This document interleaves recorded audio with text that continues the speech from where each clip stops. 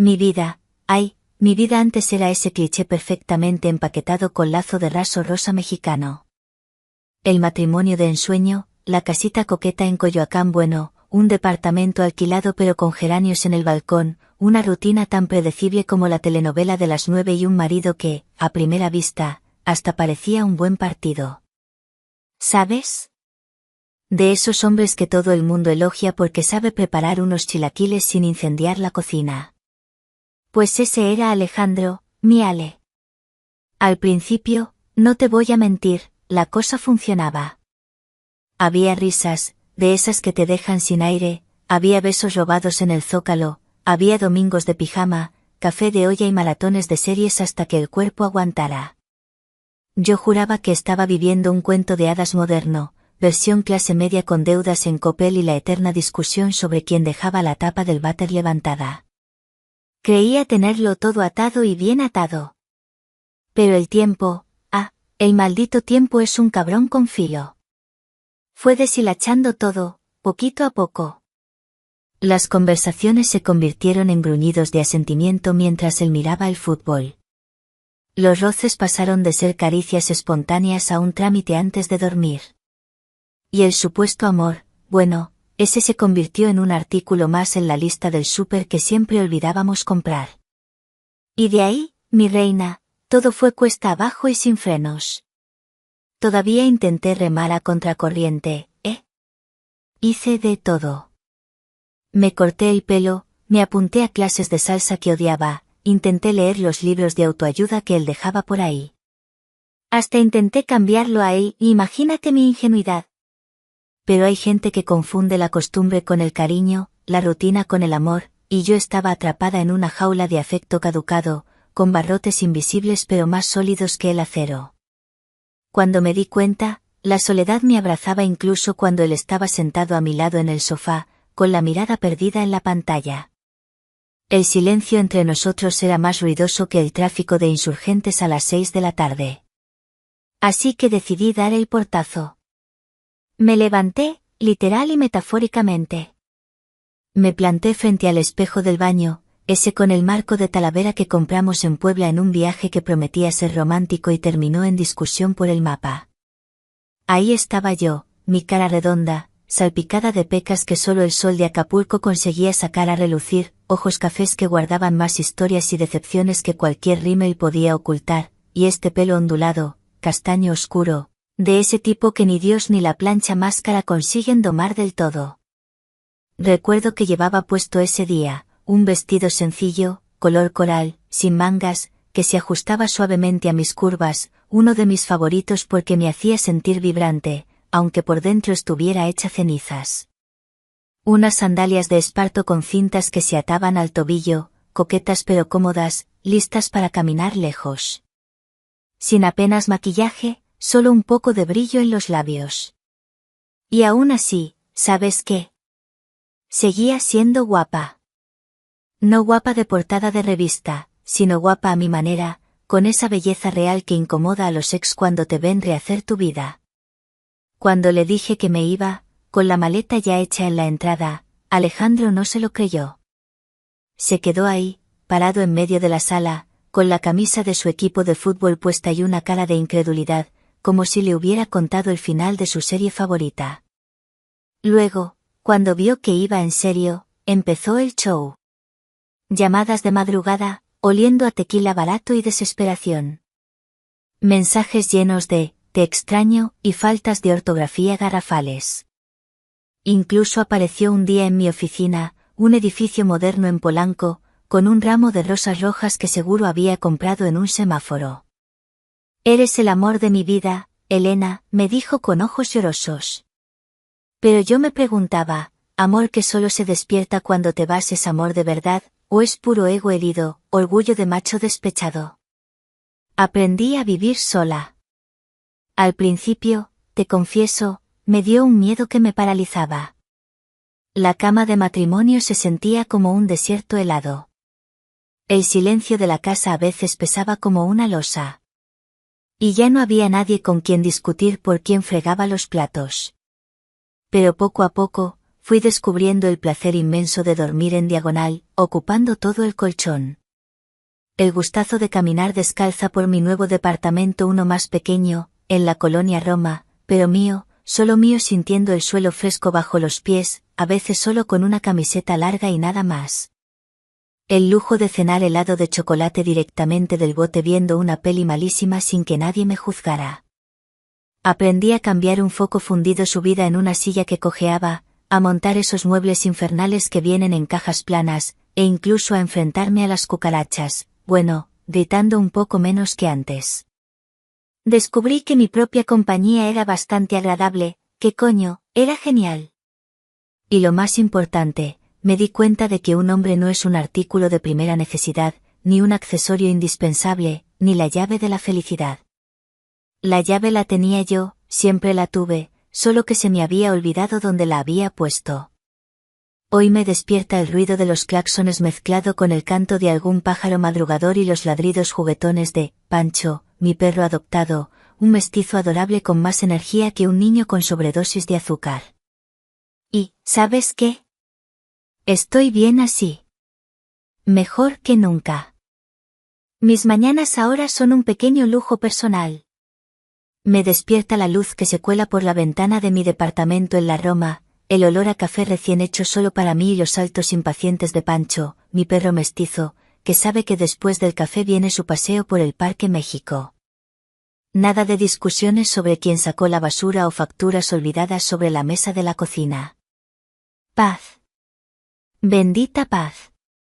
Pero, claro, esta paz a veces es interrumpida por las bienintencionadas, o eso quiero creer, preocupaciones de mis amigas. Sofía y Camila son mi ancla, mis hermanas elegidas, pero a veces me sacan de quicio. Ay, Elena, ¿sigues en modo monja?, me suelta Sofía, la más pragmática del dúo, mientras compartimos un brunch dominguero lleno de chilaquiles y chismorreos. No es por nada, amiga, pero se te van a secar las ideas, añade con una risita. Camila, que es más bohemia y open mind, intenta defenderme, déjala en paz, Sophie. Que disfrute su soltería zen. Ya llegará el bueno. Pero hasta ella, entre sorbo y sorbo de mimosa, a veces me mira con esa mezcla de curiosidad y compasión.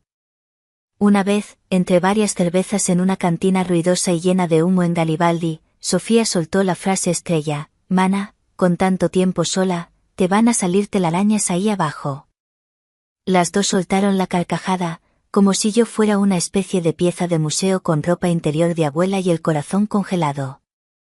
Las miré, di un trago largo a mi cerveza oscura y les contesté, más seria de lo que pretendía: ¿telarañas? Pues mira, prefiero cultivar un ecosistema arácnido completo antes que volver a fingir gemidos con alguien que no sabe ni dónde tiene la mano derecha, aguantar ronquidos de oso grizzly y encima tener que recordarle que me pague su parte de la cena. Si es por cumplir, mi almohada abraza mejor. Y no, créeme, no es trauma post Alejandro. Es cansancio. Agotamiento cósmico. Estoy harta de los jueguitos de seducción, de las expectativas no cumplidas, de tener que descifrar si un jaja en WhatsApp significa interés real o simple cortesía.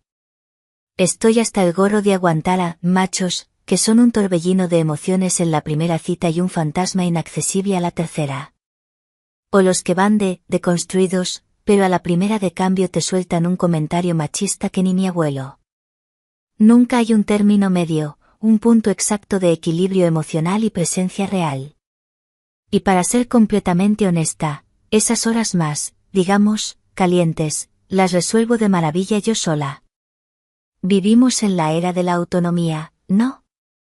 Pues eso aplica a todo. Mis propios recursos son discretos, eficientes y, sobre todo, saben exactamente lo que me gusta sin necesidad de un mapa del tesoro ni instrucciones en 3 idiomas. No tienen un ego frágil que necesite validación constante, no preguntan «¿Estuvo bien?», con cara de perrito abandonado, no me comparan con sus ex, no roncan después y, definitivamente, no piden un Uber a las 4 de la mañana dejándome con la cama revuelta y un sabor amargo en la boca. Además, he descubierto placeres sutiles en esta etapa. La sensación de la seda de un camisón nuevo contra mi piel desnuda mientras leo un libro en la cama, un escalofrío que empieza en la nuca y baja lento por la espalda, placeres míos, sin testigos ni expectativas. Claro que hombres no faltan. Por donde paso, siempre hay alguna mirada que me escanea de arriba abajo, como si mi mera existencia fuera un buffet libre puesto ahí para su consumo. Hay piropos en la calle, algunos ingeniosos, la mayoría burdos, claxonazos en el tráfico si se me ocurre cruzar con un vestido un poco más corto de lo habitual, y mensajes directos en Instagram de tipos que parecen sacados de un catálogo de gimnasio y cuyas frases de ligue suenan a eslogan de autoayuda barata. Eres diferente a las demás, me aseguran. Tienes una energía que me atrae, juran otros con intensidad impostada. Ay, por favor. Ahórrense la labia. Energía la que yo uso para mantener mi departamento limpio, mi mente en paz y, bueno, digamos que mis juguetes, con las baterías bien cargadas. No estoy amargada, ni frustrada, ni me he vuelto una ermitaña antisocial. Simplemente entendí, a base de tropiezos, que mi tranquilidad vale más que cualquier aventura mediocre, que mi paz interior no es negociable. Prefiero mi silencio cómodo a una conversación forzada. Prefiero mi rutina predecible al drama ajeno. Y, sinceramente, he descubierto que soy una compañía excelente. Prefiero cenar sola unos tacos al pastor en mi taquería favorita, disfrutando cada bocado, que tragarme sapos y sonrisas fingidas en una cita aburrida. Pero a veces, hasta la rutina más placentera pide a gritos un poco de caos. A veces, el cuerpo necesita sacudirse la calma, liberar tensiones, recordar que sigue vivo y vibrante. Y una de esas noches, después de una semana particularmente estresante en el trabajo y con la luna llena asomándose traviesa entre los edificios de la Roma, mis amigas propusieron una de esas salidas legendarias. De esas que empiezan con un inocente, vamos tranqui, solo por unas micheladas al nuevo bar de la Condesa y terminan inevitablemente contigo descalza, buscando un puesto de esquites a las 3 de la mañana mientras intentas recordar dónde dejaste la dignidad y el celular. Acepté sin dudarlo. Necesitaba ruido, risas, música alta y quizás un par de tequilas de más. Fui a mi armario y elegí cuidadosamente mi armadura para la batalla nocturna. Descarté la ropa cómoda y discreta. Saqué ese vestido. Un vestido rojo carmesí, corto, de tirantes finos que se cruzaban en la espalda, de una tela ligera que parecía flotar. Alejandro lo odiaba, decía que enseñaba demasiado, lo cual era precisamente la razón por la que me encantaba. Me subí a unos tacones negros de aguja, de esos que te hacen sentir poderosa y un poco peligrosa con cada paso. Me puse unos pendientes largos de plata con pequeñas piedras de obsidiana que compré en Teotihuacán, que sabía que bailarían al ritmo de la música y de mis movimientos. Un toque de mi perfume favorito, con notas intensas de jazmín y sándalo. Me miré al espejo. No era la Elena del espejo del baño con marco de Talavera. Esta era otra. Con los ojos brillantes de anticipación y un ligero rubor en las mejillas. Lista para la guerra, o para la fiesta, que a veces viene a ser lo mismo. La música ya sonaba a todo volumen en el Uber que nos esperaba abajo. Pancho me miró desde su cojín con cara de ¿otra vez me dejas solo? Le lancé un beso. Pórtate bien, campeón. ¿Listas para el desmadre? Gritó Camila desde el coche, con su risa contagiosa. Sofía ya estaba ajustándose el labial en el espejo retrovisor. Asentí, cerrando la puerta de casa con una sonrisa que prometía problemas, travesuras y, sobre todo, liberación. Esa noche, mi cuerpo pedía fiesta, olvido y quizás, solo quizás, un poco de bendito caos. La noche explotó como fuegos artificiales sobre el cielo de la Condesa.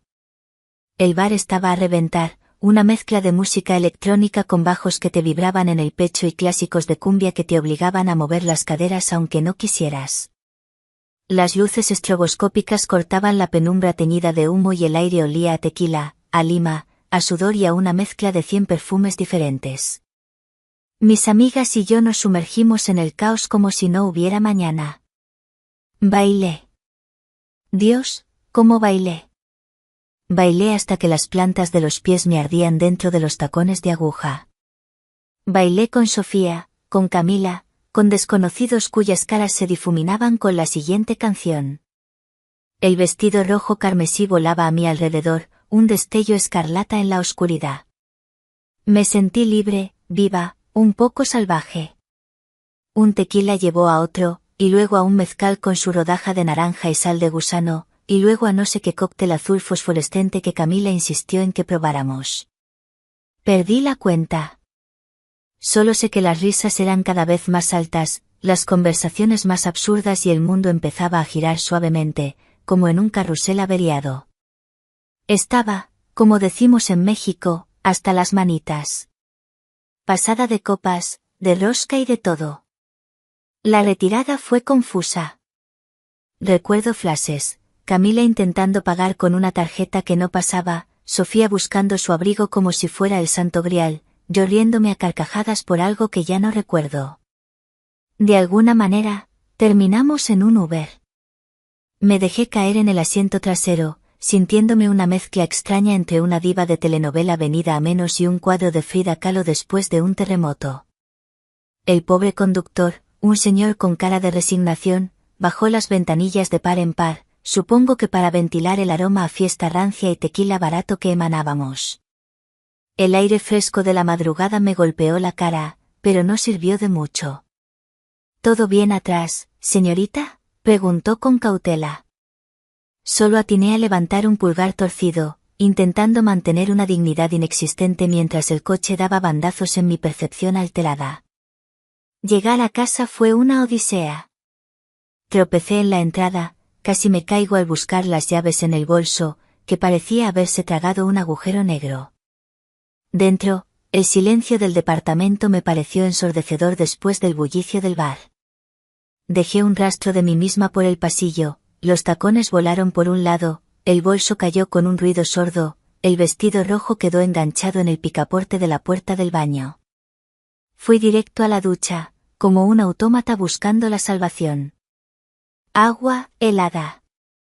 Necesitaba agua helada para intentar volver a la tierra, para apagar el incendio que sentía en la cabeza y en el cuerpo. Me deslicé por los azulejos fríos, dejando que el agua cayera sobre mí. Pero no funcionó. El alcohol era un monstruo pegajoso que no me soltaba. Salí del baño empapada, tiritando un poco, pero demasiado agotada para buscar una toalla. La cama me llamaba con una urgencia primordial. Fui directo hacia ella, mi refugio mullido. Me derrumbé sobre el colchón sin secarme, sin pijama, sin pensar. Desnuda, mojada, exhausta. El edredón se sintió como una nube. Apagué la luz de la mesita de noche y me sumergí en la oscuridad casi al instante. El cuerpo pesado, la mente flotando en una nebulosa etílica. Y entonces, en medio de esa madrugada confusa, en ese limbo donde el sueño no es sueño y la consciencia es un murmullo lejano, sentí algo.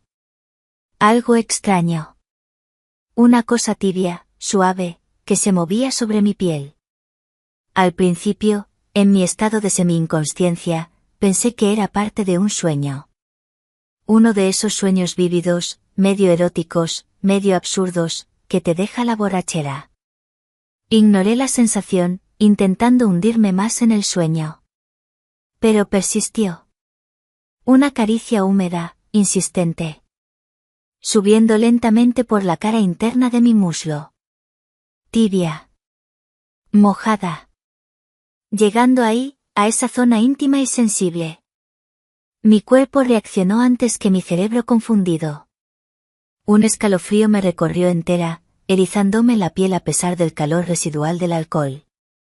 Sentí como mi espalda se arqueaba involuntariamente, un leve espasmo de sorpresa o, ¿algo más? Un suspiro ahogado escapó de mis labios. La sensación era increíblemente, presente. Real. Era extraño, sí, quizás terriblemente incorrecto según cualquier lógica, pero mi cuerpo, ajeno a esa lógica, respondía con una intensidad olvidada, con un chispazo eléctrico que llevaba mucho tiempo apagado. Mi mente borracha no entendía, estaba perdida en la niebla, pero mi piel sí entendía de sensaciones. Y aquello se sentía, intenso. Continuó por lo que parecieron segundos o una eternidad, esa atención concentrada, húmeda, hasta que una nueva oleada de calor me recorrió y me quedé inmóvil, flotando. Cuando desperté, la luz del sol ya entraba a raudales por la ventana, sin piedad, como burlándose de mi estado lamentable. La cabeza me palpitaba como un tambor de guerra prehispánico. La boca seca, pastosa, con ese sabor inconfundible a arrepentimiento y alcohol barato. La cruda. Una cruda monumental. Y entonces, lo sentí. Todavía medio atontada, pasé una mano entre mis muslos. Húmedo. Pegajoso. No era solo agua de la ducha. Era otra cosa. Abrí los ojos de golpe, como personaje de telenovela en el capítulo de la gran revelación. Miré a mi alrededor, con el corazón latiéndome desbocado en el pecho. Nada. Miré hacia la puerta del cuarto y ahí estaba él. Pancho. Dormido plácidamente en su alfombra junto a mi cama, estirado, con la lengua ligeramente fuera, respirando tranquilo, con ese aire de inocencia canina.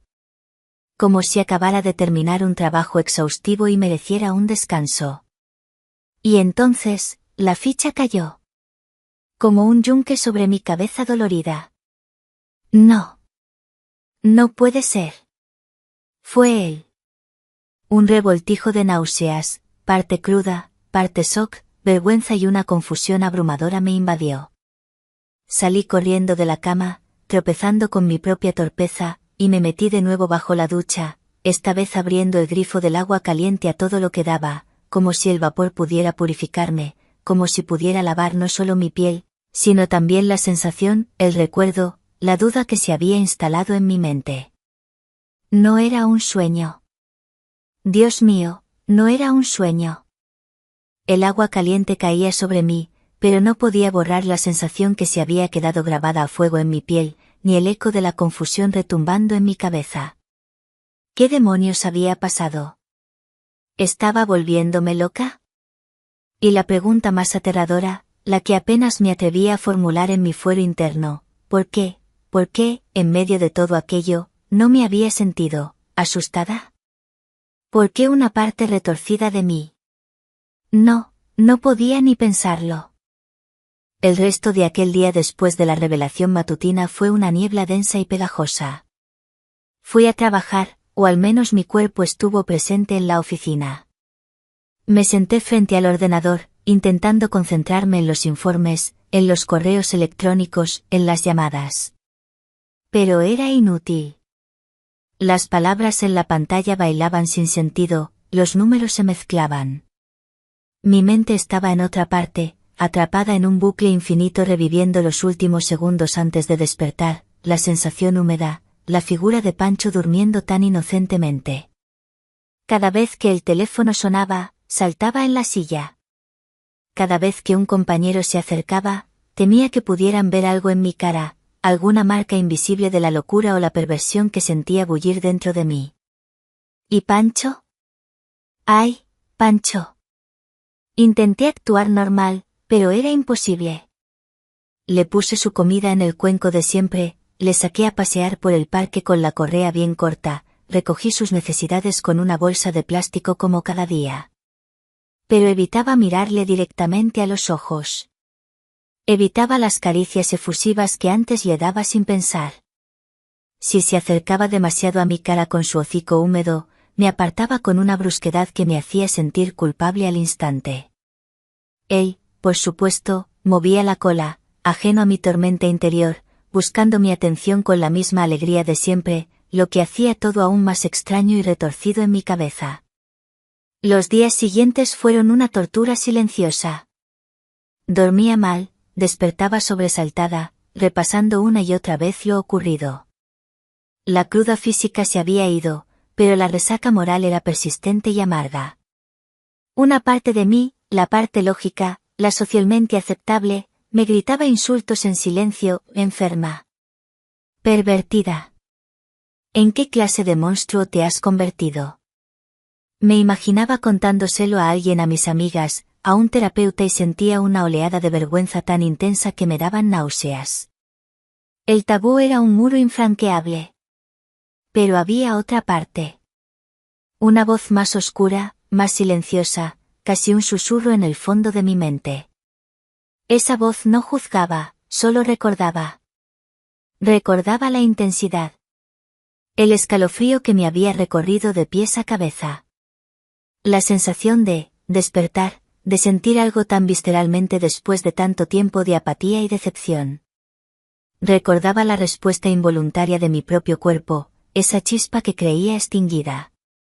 Y esa memoria, por más incorrecta y perturbadora que fuera, tenía un poder extraño. A veces, sentada en mi escritorio o mientras preparaba la cena, sentía un eco fantasma de aquella caricia húmeda y un escalofrío me recorría la espalda, dejándome inquieta y confusa. Me descubrí más de una vez rozando inconscientemente mi muslo por encima de la ropa, como para asegurarme de que había sido real, y un calor bochornoso me subía por el cuello hasta las orejas. Mi aspecto reflejaba mi caos interior. Tenía ojeras que ni el mejor corrector podía disimular. Me recogía el pelo en un moño descuidado la mayor parte del tiempo, sin ganas de arreglarme. Contesté a Camila con monosílabos cuando me llamó para ver cómo estaba después de la noche loca. Inventé una excusa para no ir al cine con Sofía. Necesitaba estar sola, pero la soledad se estaba volviendo un arma de doble filo. El silencio de mi departamento, antes un bálsamo, ahora parecía amplificar mis pensamientos más turbios. Y en esa soledad, la lógica empezó a retorcerse. La vergüenza inicial empezó a mezclarse con una especie de curiosidad morbosa. Empecé a buscar justificaciones, a minimizarlo. ¿Fue el alcohol?, me preguntaba. ¿La soledad extrema? ¿Simple biología animal, un instinto inexplicable? Quizás no significaba nada. Quizás solo había sido una reacción química y física en un momento de vulnerabilidad. Nadie me había tocado con esa atención, con esa dedicación casi obsesiva, en años. Ni siquiera Alejandro en nuestros mejores tiempos. La idea era monstruosa, pero la sensación había sido innegablemente potente. ¿Qué mal tiene?, empezó a susurrar esa voz oscura. Estás sola. No tienes pareja. No le haces daño a nadie. No fue algo que buscaste, simplemente ocurrió. ¿Fue tan terrible sentir algo, después de tanto tiempo de no sentir nada? La línea entre el asco y una extraña fascinación se volvía cada vez más borrosa. El recuerdo prohibido se estaba convirtiendo en una tentación silenciosa. Y entonces, una noche, quizás una semana después, la tentación ganó la batalla. Fue una noche cualquiera, sin ninguna razón especial. Tal vez fue el silencio especialmente pesado, o la visión de una pareja besándose apasionadamente en la calle mientras paseaba a Pancho. Sentí una punzada de vacío, una necesidad casi dolorosa de sentir algo, cualquier cosa que rompiera la monotonía anestesiante de mis días, cualquier cosa que me recordara que seguía viva por dentro. Volví a casa, le di de cenar a Pancho y lo mandé a su alfombra. Abrí una botella de vino tinto que tenía guardada, uno decente esta vez, no el peleón de las fiestas. Me serví una copa generosa. Luego otra. No buscaba emborracharme como la otra vez, solo, relajar las inhibiciones, acallar un poco la voz de la cordura. Puse una playlist suave, de esas con jazz melancólico y voces susurrantes. Fui a la ducha. Agua tibia esta vez. Al salir, me sequé lentamente con la toalla, pero dejé mi piel ligeramente húmeda, fresca. Me puse un camisón de seda negro, ese que me hacía sentir bien pero que casi nunca usaba. Respiré hondo. El corazón me golpeaba las costillas con fuerza, un tambor ansioso en el silencio del departamento. Caminé hacia la cama. Aparté el edredón y me tumbé boca arriba, dejando las piernas ligeramente separadas, en una postura de vulnerabilidad deliberada. Apagué la luz. Cerré los ojos. Esperando. Sin saber exactamente qué esperaba. O quizás, muy en el fondo, sabiéndolo demasiado bien. ¿Estaba loca? Probablemente. ¿Qué demonios se estaba haciendo? No tenía una respuesta clara. Solo, esperaba. Con una mezcla aterradora de miedo y una anticipación que me hacía sentir la peor persona del mundo. El silencio en la habitación ya no era paz, era tensión pura. Yacía inmóvil en la cama, con los ojos abiertos en la oscuridad, cada sentido alerta. El aire olía a vino tinto, a la crema corporal que apenas me había puesto y a esa electricidad estática que precede a una tormenta. Mi propio corazón era un tambor sordo contra mis costillas, marcando el compás de una espera absurda y aterradora. ¿Qué estoy haciendo?, me preguntaba una voz racional casi apagada. Pero la respuesta se perdía en la anticipación febril que me recorría el cuerpo. Oí el clic-clac familiar de las uñas de Pancho en el suelo de madera del pasillo. Se detuvo en el umbral de la puerta, una silueta oscura contra la penumbra. Lo oí olisquear el aire, como hacía siempre. Luego entró despacio, con la naturalidad de quien conoce cada rincón de su territorio. Se acercó a la cama, apoyó su cabeza un momento en el borde del colchón, cerca de mi mano inmóvil. Contuve la respiración. Luego, bajó y se acurrucó en su alfombra, a los pies de mi cama. Un suspiro de alivio y, a la vez, una punzada de decepción. Me sentí ridícula. Una idiota jugando con fuego en su propia cabeza. Cerré los ojos, intentando calmarme, intentando dormir. Quizás solo había sido una vez, producto del alcohol y la casualidad. Quizás. Pero entonces, lo sentí moverse de nuevo. El sonido suave de su cuerpo al levantarse, el roce de su pelo contra la alfombra. Pasos lentos acercándose otra vez. Sentí su aliento cálido cerca de mi pierna. Mi cuerpo se tensó instintivamente. No me moví. Apenas respiraba. Esperaba. Y esta vez, no hubo vacilación. Sentí el mismo roce húmedo y tibio, empezando en mi tobillo, subiendo lentamente por mi pantorrilla, deteniéndose brevemente en la curva de mi rodilla. Esta vez estaba despierta. Dolorosamente lúcida, aunque el vino zumbaba suavemente en mis oídos. Cada pasada de su lengua era una descarga eléctrica en mi sistema nervioso hipersensible. Era lento, metódico, casi, experto. Siguió ascendiendo por mi muslo, con una precisión desconcertante, hasta llegar de nuevo a ese punto neurálgico, entre mis piernas. Mi mente era un campo de batalla. Detente, pensó una parte de mí, horrorizada por la lucidez del acto. Esto está mal, es una locura, tienes que pararlo.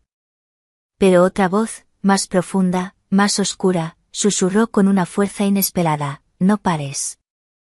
Nadie, nunca, me había dedicado tanta atención, tanta concentración en el puro acto de dar placer. Era una locura, sí, una aberración, pero una locura que me hacía sentir cada célula de mi cuerpo vibrar, despertar de un letargo de años. Me mordí el labio inferior con fuerza para no hacer ruido, para contener el gemido que amenazaba con escapar. Mis manos se aferraron a las sábanas, los nudillos blancos. Era una mezcla insoportable de vergüenza y una rendición absoluta a la sensación. El tabú, la transgresión, solo parecían intensificarlo todo, llevarlo a un nivel casi doloroso de placer. Aguanté la respiración cuando sentí que la intensidad llegaba a su punto máximo. Mi cuerpo se tensó como un arco a punto de romperse, un escalofrío violento me sacudió de pies a cabeza, y luego la ola me rompió por dentro, cálida y abrumadora, dejándome sin aliento, flotando en un vacío momentáneo. Me quedé inmóvil, con la respiración agitada, sintiendo el latido de mi propio pulso en mis sienes. Escuché cómo Pancho se relamía un par de veces, se levantaba tranquilamente, estiraba su cuerpo con un pequeño bostezo y, sin más, volvía a su alfombra y se acurrucaba, como si nada extraordinario hubiera ocurrido. Ese contraste brutal entre mi torbellino interno y su indiferencia animal me golpeó con fuerza. El placer se evaporó casi al instante, reemplazado por una oleada helada de realidad. La culpa, la vergüenza, la confusión, todo volvió multiplicado por 1000, porque esta vez no había excusa. Había sido consciente. Lo había permitido. Lo había deseado. Me levanté de la cama sintiéndome sucia, temblorosa. Fui al baño, encendí la luz y me miré en el espejo. La misma cara redonda, las mismas pecas, los mismos ojos castaños, pero la expresión era diferente. Había algo salvaje, asustado y extrañamente satisfecho en mi mirada que me repugnó. Abrí el grifo y me lavé la cara, las manos, como si el agua pudiera limpiar algo más que la piel. Y mientras miraba mi reflejo, con el agua goteando por mi barbilla, una idea helada, absurda y venenosa, se deslizó en mi mente con la sutileza de una serpiente. Empezó como un pensamiento fugaz, casi descartable. Recordé la obsesión de Alejandro después de la ruptura, sus apariciones sorpresa, su insistencia casi enfermiza. Recordé algo que había olvidado convenientemente, Pancho. Alejandro me lo había regalado un mes antes de que yo finalmente me fuera, insistiendo muchísimo, diciendo que necesitaba compañía, que un perro me haría bien. Yo había aceptado, pensando que era un gesto amable, quizás un intento torpe de reconciliación. Pero ahora esa amabilidad adquiría un tinte siniestro. ¿Y sí? La pregunta se formó en mi mente, creciendo como una bola de nieve, fría y aterradora. ¿Y si esto no era un accidente? ¿Y si no era solo instinto animal o mi propia mente retorcida? ¿Y si mi perro, mi adorable Pancho, estaba entrenado? ¿Y si Alejandro, en su despecho y su mente manipuladora, había encontrado la forma más cruel y retorcida de seguir presente en mi vida, de invadir mi intimidad de una forma que nunca podría haber imaginado? El hielo me recorrió la espina dorsal. Miré hacia la puerta del baño, hacia donde sabía que dormía Pancho, y ya no vi a mi compañero leal e inocente. Vi una posible arma, una extensión de la voluntad de mi ex. La habitación empezó a darme vueltas. ¿Era posible? ¿O estaba mi culpa y mi confusión llevándome a la paranoia más absoluta? Pero la duda, una vez plantada, echó raíces profundas y heladas en mi corazón.